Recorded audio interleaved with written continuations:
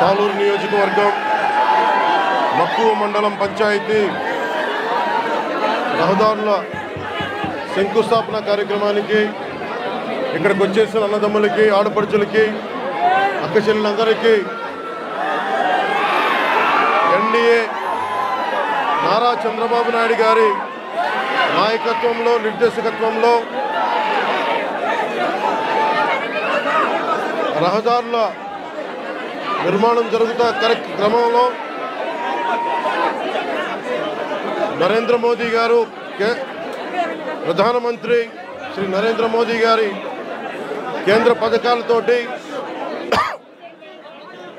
జాతీయ ఉపాధి హామీ పథకాలతోటి ఈ రోజున నేను ఇక్కడికి రావడం జరిగింది.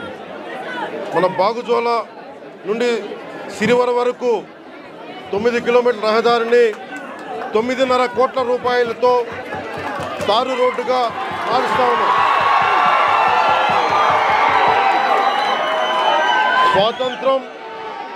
మనకి స్వాతంత్రం వచ్చినప్పటి నుంచి దాదాపు 70 సంవత్సరాల పైన ఈ రోడ్డుని మనం వేసుకోలేని పరిస్థితి. నేను మీ దృష్టికి ఈ రోజున నేను అన్నీ వదిలి, ఇది మీకు పోరాట యాత్ర అప్పుడు నేను అన్ని తిరిగి మన పాడేరు, అరకు, అన్ని గిరిజన ప్రాంతాల్లో తిరిగినప్పుడు నాకు 2 ప్రధానమైన సమస్యలు: 1 రోడ్లు, 2 తాగునీటి అవసరాలు, 3 యువతకి ఉపాధి అవకాశాలు. ఇంత సుందరమైన ప్రాంతం ఇది. దాదాపు 20కి పైగా జలపాతాలు ఉన్నాయి ఇక్కడ. మన విజయనగరం జిల్లా, పార్వతీపురం, ఇవన్నీ కూడా ఉమ్మడి విజయనగరం కానీ ఈ జిల్లాలో అద్భుతమైన సౌందర్యం ఉంది. ఇక్కడ ప్రకృతి సౌందర్యం. ఇక్కడ టూరిజంని డెవలప్ చేయాలి. యువతకు కూడా నేను ఒకటే మాటిస్తున్నాను, ఇప్పటిదాకా ఎవరు కూడా ఆలోచించలేదు ఇక్కడికి రావాలని, రోడ్లు వేయాలని. కానీ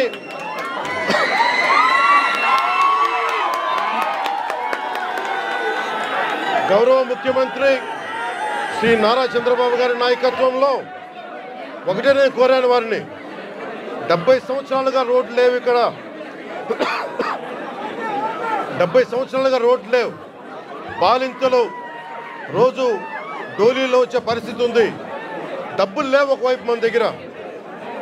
కేంద్ర ప్రభుత్వం 21 నుంచి 22 వరకు 350 కోట్ల రూపాయల చొప్పున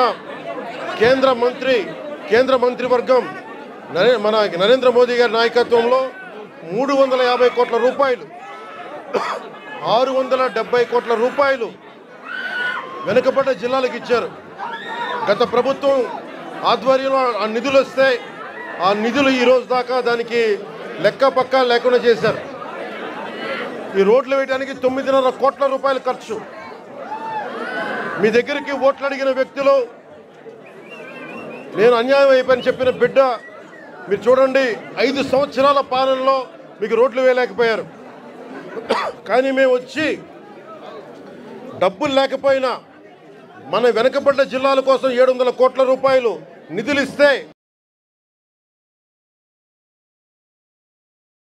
వాటిని ఖర్చు పెట్టలేదు, దారి మళ్లించేశారు. ఋషికొండ ప్యాలెస్కి 500 కోట్ల రూపాయలు ఖర్చు పెట్టారు, కానీ ఇక్కడ 9 కోట్లతోటి రోడ్లు వేయలేకపోయారు.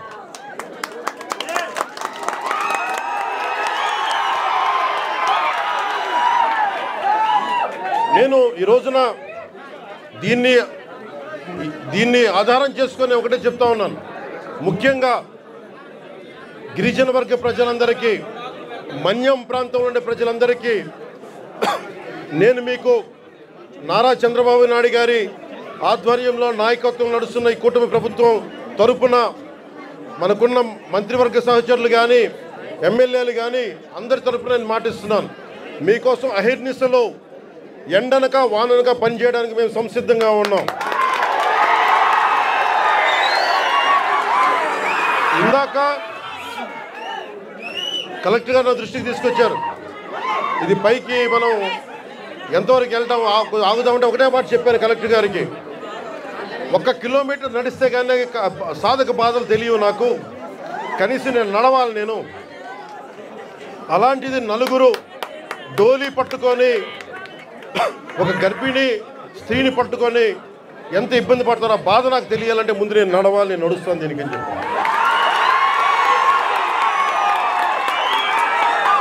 తిరుపతి తిరుమల వెంకటేశ్వర స్వామికి నేను కొండెక్కా.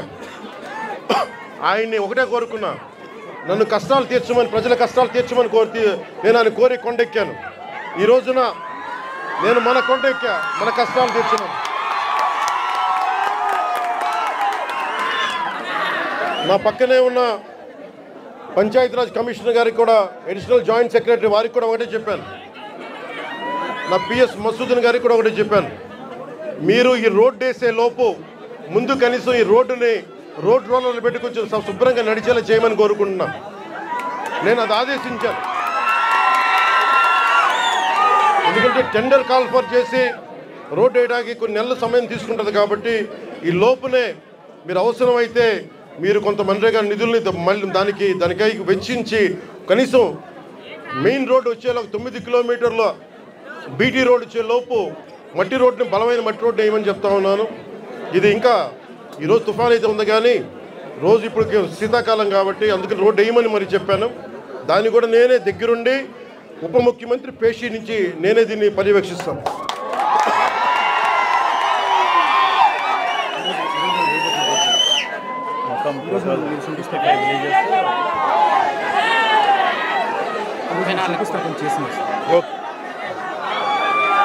నేను మొన్న కొంచెం కూర్చోవాలి మీరు అందరూ. మొన్న ముఖ్యమంత్రి గారితో గౌరవ ముఖ్యమంత్రి ఒక్క నిమిషం గౌరవ ముఖ్యమంత్రి శ్రీ చంద్రబాబు నాయుడు గారి ఆఫీస్కి వెళ్ళి ఆయన పేషీకి వెళ్ళి ఒకటి తెలియజేశాను, సార్ 70 సంవత్సరాల మనకి స్వాతంత్రం వచ్చిన తర్వాత కూడా ఇంకా పిల్లలు ఇబ్బంది పడుతూ ఉన్నారు,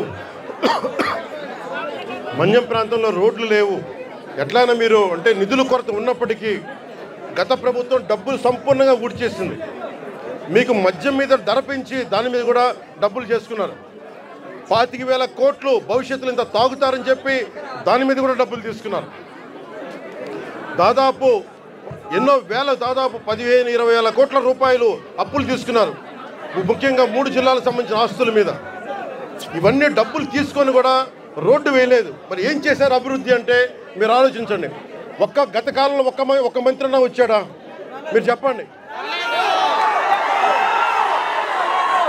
ఈ రోజున నేను అధికారం రాకముందు ప్రజల్లో ఉన్నాను, అధికారం వచ్చిన తర్వాత కూడా నేను మీకోసమే పనిచేస్తాను. ఇక్కడున్న యువతకి నేను ఇదే మీకు మాటిస్తున్నాను. ఈ రోజున మన సాలూరు నుంచి నేను ఒకటే మాటిస్తున్నాను, నేను మన మన్యం ప్రాంతాలు యువతకి ఉపాధి కల్పించేలాగా టూరిజం వైపు కానీ చాలామంది ఇక్కడికి మీకు ఉపాధి అవకాశాలు కల్పించేలా నేను ఇక్కడున్న స్థానిక రాజకీయ నాయకులు, అన్ని పార్టీల రాజకీయ నాయకులతో పాటు మన గిరిజన వర్గ పెద్దలతోటి అందరితో మాట్లాడి ఒక బలమైన పరిష్కార మార్గం తీసుకుంటాం. అందుకే నేను ప్రతి 2 నెలలకు ఒకసారి 3 రోజులు పర్యటన పెట్టుకుంటాను మన జిల్లాలో. నేను ముఖ్యమంత్రి గారికి ఒకటే చెప్పాను, దాదాపు 4,000 గిరిజన తాండాలకి రోడ్లు కావాలి. పంచాయతీలు క్రమంగా చూసుకుంటే 400 పంచాయతీలే, కానీ గ్రామాలను మట్టుకు దాదాపు 4,000 తాండాలు ఉన్నాయి. 20 మంది నివసించేవి, 40 మంది నివసించేవి. ప్రతి ఒక్కరికి రోడ్డు వేయడానికి కష్టసాధ్యం కనుక ముందు మనం 3 విడతల చొప్పున అనుకున్నాం. ముఖ్యమంత్రి గారి దృష్టికి తీసుకొచ్చింది, ప్రధానమంత్రి గారి దృష్టికి మేము తీసుకెళ్ళబోయేది. ఎక్కువ మంది కనుక మీరు తొందరగా రోడ్లు రావాలి అంటే 20 మంది ఒక చోట కాకుండా కనీసం 200 మంది 300 మంది ఒక చోట మీరు అందరూ ఉండగలిగితే రోడ్లు వెంటనే వచ్చేస్తాయి. కాబట్టి సమస్య ఏమవుతుందంటే జనాభా తక్కువ అవడం వల్ల డబ్బులు కేంద్ర ప్రభుత్వం నుంచి వచ్చేయి మనం అన్నీ మిగిల్చుకొని ఈరోజు చేస్తున్నాం. ఈ రోజున మనం నరేగా మీరు ఇలా అరిచి మీ అభివృద్ధి మర్చిపోతున్నారు. మీరు అరిచి సినిమాలు సరదా, నిజంగా మనస్ఫూర్తి చెప్తున్నా, మీకు సినిమాలకి రావాలన్నా రోడ్లు ఉండాలి కదా.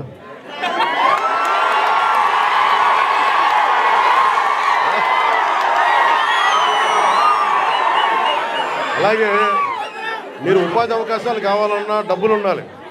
డబ్బులు రావాలంటే ఎక్కడి నుంచి చేస్తాం? వెనకాల పెరట్లో చెట్టు కొడితే డబ్బులు వస్తాయా? మనం ఏదో స్కిల్ నేర్చుకోవాలి, ఒక సమర్థత ఉండాలి. దానికోసం మనం సంపూర్ణమైన ప్రయత్నం చేస్తూ ఉన్నాం. నేను మీకు ఈరోజు మాటిస్తున్నా, నేను 2017లో చెప్పినప్పుడు మాట ఇచ్చాం, వెనక్కి వెళ్ళాం, నిలబడ్డాం. అలాగే ఈ రోజున ఇంకో మాట ఇస్తున్నాం. గౌరవ ముఖ్యమంత్రి నారా చంద్రబాబు నాయుడు గారి తరపు నుంచి కానీ, కూటమి ప్రభుత్వం తరపు నుంచి కానీ, మన మంత్రివర్గ సహచరులు కానీ, ఎమ్మెల్యేల తరపు నుంచి నేను ఒకటే మాటిస్తున్నా, ఇక్కడికి ఈరోజు వచ్చి ఈ రోడ్ల కోసమే రాలేదు. నేను మీ కష్టాలు తెలియాలి, మీ బాధలు తెలియాలి. నేనున్నా ఈ రోజున. అలాగే యువతకి ఉపాధి అవకాశాలు కల్పించాలంటే మీకు ఎలాంటి స్కిల్ మీకు కావాలి, ఇది నేను ఒక 5 సంవత్సరాలు చెప్పట్లా, వచ్చే సంవత్సరం లోపే మీకు ఏమి చేస్తే ఇక్కడ బాగుంటుందో అనేది నేను 3 పర్యాయాలు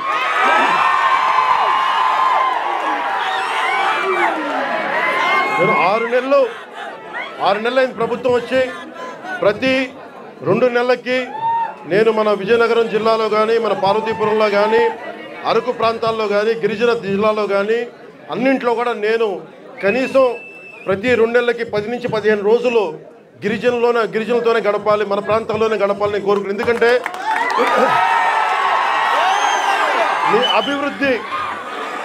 మీ అభివృద్ధి నాకు చాలా అవసరం. మీరు ఆనందంతో ఉండాలి. 70 సంవత్సరాల తర్వాత కూడా ఇంకా మీరు మందులకి, ఇంకా మీరు రోడ్లకి, ఇంకా మీరు ఉపాధి అవకాశాలకి బాధపడుతుంటే చలించే వ్యక్తి నేనున్నాం, దానికి స్పందించే వ్యక్తి ముఖ్యమంత్రి గారు ఉన్నారు. మా ఇద్దరి బాధకి మీకు న్యాయం చేయడానికి నరేంద్ర మోదీ గారు ఉన్నారు. మేము ముగ్గురం మీ బాధలను అర్థం చేసుకొని, నేను వాళ్ళందరి తరఫున క్షేత్రస్థాయిలో మన మంత్రివర్గ సహచరులతో, ఎమ్మెల్యేల తరఫున అందరితోటి కలిసి నేను ప్రతి గ్రామం పర్యటించి కష్టాలు తెలుసుకొని, కొంతమంది పెద్దల్ని పిలిచి అవసరమైతే ఎలాంటి అభివృద్ధి ఇక్కడ అద్భుతంగా ఉంది, చూస్తూ ఉంటే చాలా అద్భుతంగా ఉంది. ఉదాహరణకి ఇలాంటి ఇల్లున్న చోట మంచి ఇల్లు చేసి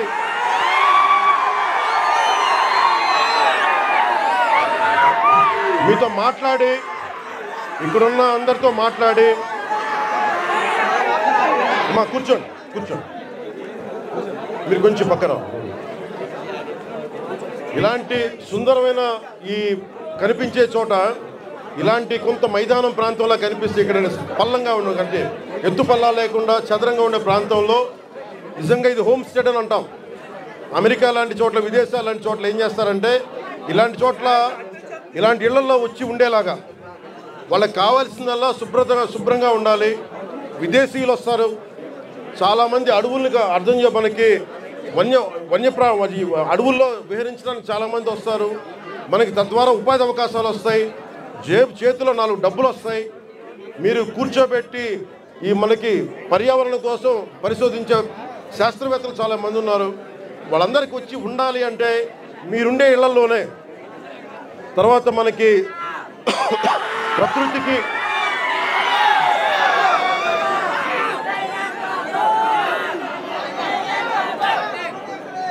5 సంవత్సరాల్లో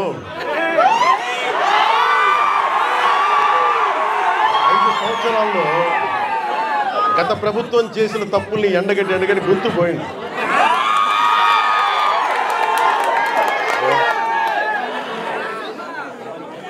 ఈ రోజున నేను మీకు ఒకటే మాటిస్తున్నా, మీకోసం నిరంతరం పనిచేయడానికి నేను ఉన్నాం. ఈ రోజున మన బడ్జెట్ 19 పంచాయతీలకు సంబంధించి ఇలాంటి రోడ్లే దాదాపు 40 కోట్ల రూపాయలతోటి మనం శాంక్షన్ చేసాం. ఇక్కడ పాడేరు, ఇంకొంచెం రంపచోడవరం దగ్గర రోడ్లలో ఇలాంటి పంచాయతీలు పెట్టుకొని ఒక్కొక్క సంవత్సరంలో 350 కోట్ల రూపాయల చొప్పున ప్రతి గ్రామం కనెక్ట్ అయ్యేలాగా ఇలాంటి ఇబ్బందులు లేకుండా ఒక ప్రతిపాదనలు తీసుకొచ్చాం. నాకు కావాల్సిందల్లా మీ దగ్గర నుంచి సహకారం కావాలి. మీరు సహకారం ఇస్తారని నేను మనస్ఫూర్తిగా కోరుకుంటా ఉన్నాను. ఎందుకంటే మనం విజయనగరం జిల్లా చూస్తూ ఉంటే, ఉమ్మడి విజయనగరం జిల్లా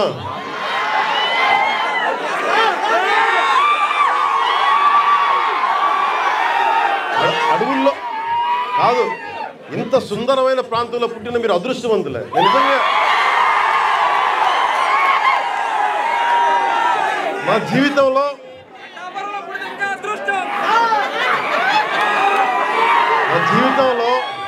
నేను ఎప్పుడు అసూయపడలా. నాకు ఈర్ష్య ఉండదు. ఎవరైనా నాకైనా విజయం సాధించిన ఎత్తుకు ఎక్కి నాకు ఇబ్బంది ఉండదు. మొట్టమొదటిసారి మిమ్మల్ని చూస్తే నాకు అసూయగా ఉంది. ఇంత చక్కటి ప్రకృతి మధ్య మీరు బతుకుతూ నాకు అసూయ కలిగిస్తూ ఉన్నారు. అందుకని మీకు నాకు గుడొద్దు, బడి కావాలి మా అందరికీ. ముందు చదువు ఉంటేనే భగవంతుడు గుర్తొస్తాడు, బడి ఉన్న చోట గుడి వస్తుంది. అందుకని నేను మీకు నిరంతరం మీకు అందుబాటులో ఉంటాను. కలెక్టర్ గారికి కూడా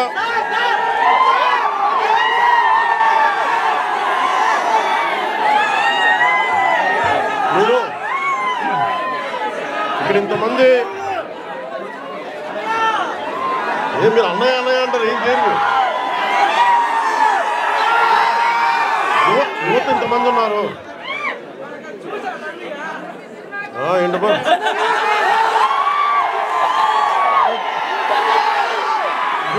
యువత ఇంతమంది ఉన్నారు. నేను కోరుకునేదల్లా మీకోసం పనిచేసేవాడు ఒకడు కావాలి. కూటమి ప్రభుత్వం మీకోసం పనిచేస్తుంది. చంద్రబాబు నాయుడు గారికి ఒకటే చెప్పాను, సార్ మనం నిలబడాలి అంటే నేను ఒకటే చెప్పాను. ఇంటెలిజెన్స్ కానీ పోలీస్ శాఖ కూడా చెప్పారు, ఈ వర్షంలో ఎందుకు సార్ మీరు ఎందుకు ఆగిపోండి అంటే నేను ఒకటే చెప్పాను. మా వాళ్ళు వర్షంలో తడుస్తున్నారు, మా వాళ్ళకి రోడ్డు లేక బాధపడుతూ ఉన్నారు. నేను తడుస్తా, జ్వరం వచ్చినా ఎలాంటి అవాంతరాలు వచ్చినా మా వాళ్ళ పడ్డ కష్టం కంటే కూడా నేను పడే కష్టం పెద్దది కాదు. అందుకని నేను ఎందుకు ఈ మాట చెప్తున్నానంటే మీకోసం పనిచేసే వ్యక్తుల సమూహాన్ని మీరు ఎన్నుకున్నారు. మీకోసం పనిచేసే వ్యక్తుల సమూహాన్ని మీరు ఎన్నుకున్నారు. మేమందరం ఇక్కడ ఉన్నాం. మంత్రి గారిని చూస్తూ ఉన్నారు, ఎమ్మెల్యే గారిని చూస్తూ ఉన్నారు, ఇక్కడున్న నాయకులందరినీ చూస్తూ ఉన్నారు. మేమందరం కూడా ఎందుకు ఉన్నాం ఇక్కడ అంటే మీకు 5 సంవత్సరాల కాలంలో ఏదో మాట చెప్పి వచ్చి వెళ్ళిపోవడానికి మేము లేము. అధికారం లేనప్పుడు రోడ్ల మీద తిరిగాం, అధికారం లేనప్పుడు మన్యం ప్రాంతాల్లో తిరిగాం. నాకు బుగ్గలు నిమరటం తెలియదు, నాకు తల నిమరటం తెలియదు. నాకు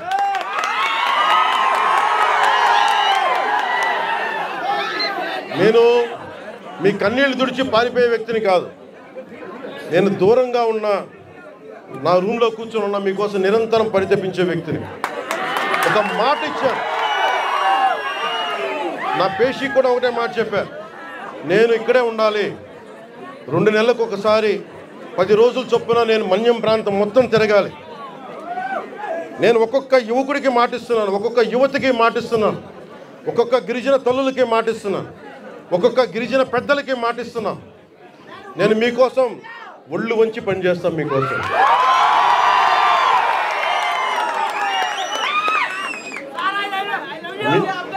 I love you too.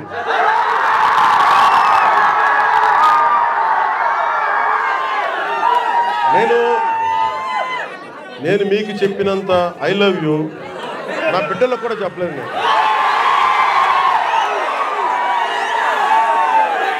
మీరు చూపించే ప్రేమ పవన్ కళ్యాణ్కి అధికారం ఉన్నా లేకపోయినా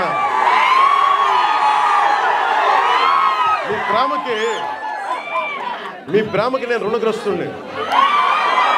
ఏం చేస్తే రుణం తీర్చుకుంటాం.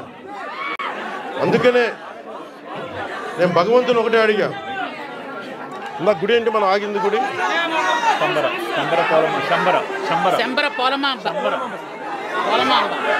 ఇందాక దారిలో వచ్చేటప్పుడు అరవలేవండి, మీరేం చేయండి, అరవలేవండి. దారిలో ఇందాక వస్తున్నప్పుడు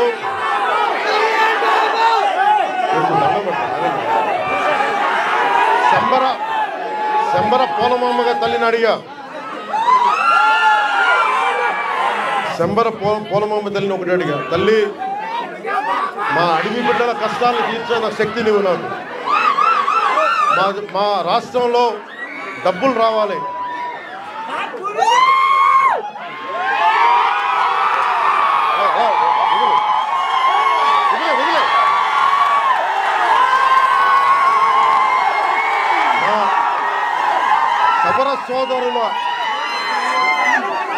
మా సవర సోదరుల ఇది వాళ్ళ పెయింటింగ్స్ని కానీ వాళ్ళ చిత్రాలని కానీ నేను అమిత్ షా గారికి ఇచ్చాను.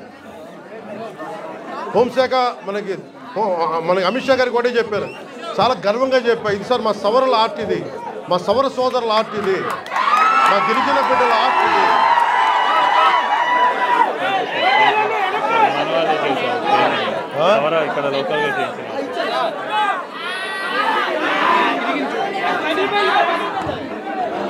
నాకు దీంట్లో ఎంత అందంగా అనిపిస్తుంటే, చాలామంది విదేశీయులు మీరు నాకు సరిగ్గా 6 నెలల సమయం ఉన్నారు. 6 నెలల సమయంలో ఇక్కడున్న మీకున్న లోపల శక్తి సమర్థత కానీ, మన సౌర సోదరుల ఆర్ట్ కానీ, టూరిజం కానీ అన్నిటినీ కూడా మీకు ఒక ప్రణాళిక చేసి 27 లోపు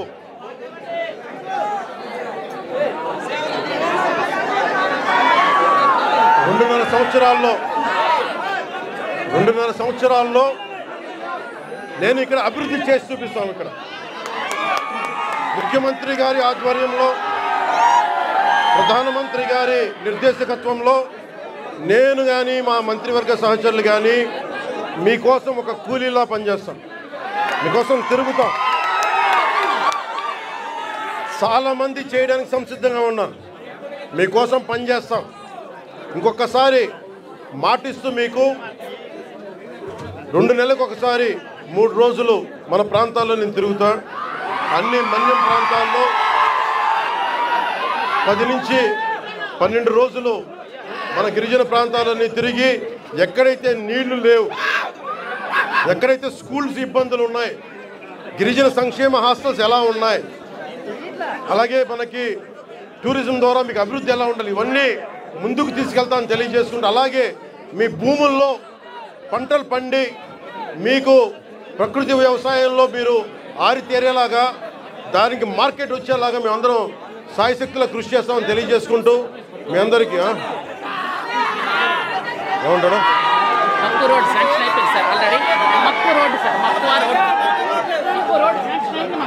ఇవన్నీ మీరు దారి పొడవుతో నాకు మీరు అందరూ రకరకాల వినతులు ఇచ్చారు, వినతి పత్రాలు ఇచ్చారు, రోడ్లు ఉన్నాయి. అలాగే అక్కడ క్వారీ కూడా తవ్వుతున్నాం, క్వారీ కూడా తవ్వుతున్నారు, క్వారీలు కూడా అడ్డగోలుగా ఉన్నాయంటే అవి కూడా చేద్దాం. నాకు కావాల్సిందల్లా ఇక్కడున్న యువతలో మీరందరూ కూడా, మీరు ఏ జాతికి చెందిన వాళ్ళైనా నాకు అనవసరం, కొత్త నాయకత్వం మీలో నుంచి పుట్టాలి. నేను కులం కానీ, మతం కానీ, ప్రాంతం కానీ చూడడం, మానవత్వాన్ని చూస్తాను. అంటే డోలీల్లో గర్భస్రావం అయ్యి బిడ్డను కోల్పోయిన తల్లి నా అక్క, నా చెల్లిని చూడాల, నాతో నా రక్తం పంచుకు పుట్టకపోవచ్చు, కానీ చనిపోతే నా ఇంట్లో నా అక్కో నా బిడ్డ చనిపోతే ఎంత బాధపడ్డాను అంత బాధపడ్డాను. అందుకొచ్చా నేను కోరుకుంటున్నది ఒకటే, నేను ఒక నిమిషం ముఖ్యంగా ఇక్కడున్న యువతకి ఈ రోజున మన కూటమి ప్రభుత్వానికి మీరు 164 సీట్లు ఇచ్చి, అలాగే ఎంత 164 కదా, 11 అంటే వాళ్ళ 11 మన 165 164 సీట్లు ఇచ్చి 21 ఎంపీలు ఇచ్చారంటే మేమేదో ప్రతి ఎంపీని బాధ్యత తీసుకునేలా చేస్తాం. ఎంపీ అంటే ఒకటే చెప్తున్నాం, మీరు ఢిల్లీలో కూర్చొని చాలాసార్లు చెప్పాను, కాదు మీకోసం పని చేయడానికి. నేను పని చేస్తా, పని చేయనిస్తా. యువతకి ఒకటే అడుగుతా ఉన్నా, మీరు మీ నాయకులు, ఇప్పుడు నేను ఒక మాట చెప్పాను, మీరు నాకు వెంటనే 2019లో మీరు నన్ను గెలిపించలా, మీరు నన్ను టెస్ట్ చేశారు కదా, నిలబడతాడా లేదా అనేది. అలా కాదు, నేను అనేది మంచిది, పరీక్షించాలి నాయకుడిని. పరీక్షించిన తర్వాత నిలబడతాడా లేదా అని తెలియాలి. అలాగే ఈ రోజున ఇప్పుడు రోడ్లు ఇందాక దారిలో వస్తుంటే రోడ్లు వేయిస్తున్నాం, బీటీ రోడ్లు వేయిస్తున్నాం, సీసీ రోడ్లు వేయిస్తున్నాం. అవి క్వాలిటీ రోడ్లు ఉన్నాయా లేదా అనేది ప్రమాణాలు ఉన్నాయి, మీరు కూడా చెక్ చేయాలి. మీరు గొడవ పెట్టుకునే అవసరం అయితే రోడ్లు క్వాలిటీ లేదు, ఎందుకు క్వాలిటీ లేదు, మీకు సంక్షేమ హాస్టల్స్లో ఇబ్బందులు ఉన్నాయి, మాట్లాడండి. మీరు గట్టిగా ఉంటే కలెక్టర్ గారికి బలం వస్తుంది మిగతా వాళ్ళని పనిచేయించడానికి. మీరు గట్టిగా ఉంటే మనకి ఎమ్మెల్యే గారికి బలం వస్తుంది. మీరు గట్టిగా ఉంటే మేడం గారికి బలం వస్తుంది. మీరు బలంగా ఉంటే మేము డబ్బులు ఎవరికి చెప్పండి, మనందరం కష్టపడుతున్న డబ్బులు, మనందరి డబ్బులు, ఎవరి దయా దక్షిణ్యాల మీద లేవు డబ్బులు. ఇక్కడ మన కష్టం ఇది.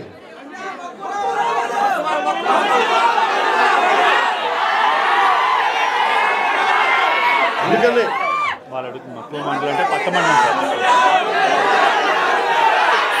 మీరు చూసిన రోడ్లన్నీ మనం వేసినవే. ఏమంటా ఒకసారి, ఇప్పుడు కాదు, విను, ఒక నిమిషం. నాకు మక్కువ మండలం అంటే చాలా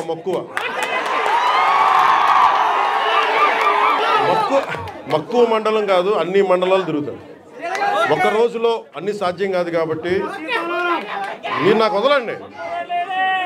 ఆ రోజు మా జయకృష్ణ గారి కోసం వచ్చినప్పుడు మొత్తం వచ్చారు కదా, నేను మర్చిపోతాను ఆ రోజున. అన్నీ కాదు. నా కోరిక ఒకటే ఏంటంటే నన్ను పని చేసుకునేవాడు. మీరు నా మీద పడిపోతే రోడ్డు వేసారని ఇందాక అడుగుతా ఉన్నా, రోడ్డు వేద్దామంటే కనిపించలేరు. మీ అందరికి దండం పెడతాను బాబు, నాకు రోడ్డు చూడండి ఇవ్వండి అని. ఓజీ అని. లేదంటే అన్న ఇవరకు సీఎం అనే వాళ్ళు ఇంకా పోలా, డిప్యూటీ సీఎం గారు సరిపోతుంది, ఆనందించాం. ఇంకా కాకుండా నేను అనేది ఏంటంటే యువతకు కానీ, ఆడపడుచులకు కానీ, పెద్దలకు కానీ, నేను వచ్చి మీకు నన్ను పని చేస్తే మీ భవిష్యత్తుకి మంచిది. నన్ను చుట్టుముట్టారనుకో, నేను పని చేయాలి కదా.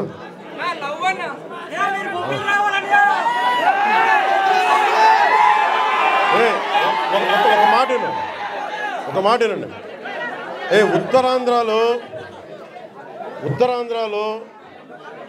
మీరు తెలుగు నేర్పించిన నేల ఇది, వాడుక భాష నేర్పించిన నేల ఇది, తిరుగుబాటు అంటే నేర్పించిన నేల ఇది. అంటే మనల్ని ఎవరన్నా దోపిడీ చేస్తుంటే ఎదురు తిరిగే నేల ఇది. మీరు ఈరోజు ఏమైపోయారంటే, మీరు సినిమాల మోజులో పడిపోయి మీరు పోస్టర్లు పెట్టి ఓజీ లేదంటే మిగతా హీరోలకి జైజీలు కొట్టి ఇవన్నీ కొట్టండి. కానీ మీరు కనుక మీ జీవితం మీద బాధ్యత తీసుకోకపోతే ముందుకెళ్ళారు. మీరు మాట్లాడితే అన్న మీసం తిప్పు అంట. నేను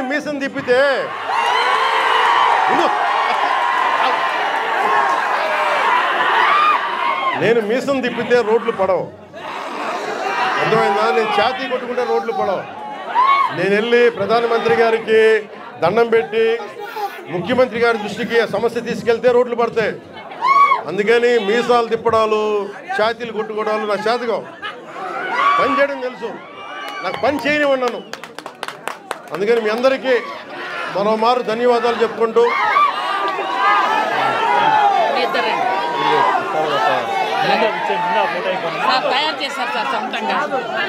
ఏం తెలియదు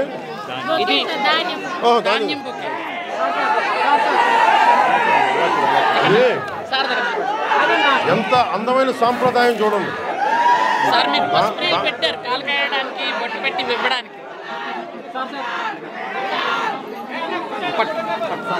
చెక్ సర్వీస్ మహిళా సంఘాలు 4 కోట్ల రూపాయలు. ఎంత 4,14,00,000 లోన్ సార్ వీళ్ళకి. అలాగే మన మహిళా సంఘాలకు సంబంధించి 4,14,00,000 4,14,72,000 మన మహిళా సంఘాలకి రుణంగా తీసుకున్నాం. ఓన్లీ మన పనసభద్ర పంచాయతీకి 4,12,74,000 గ్రామాలు 5,800 మంది జనాభా అండి.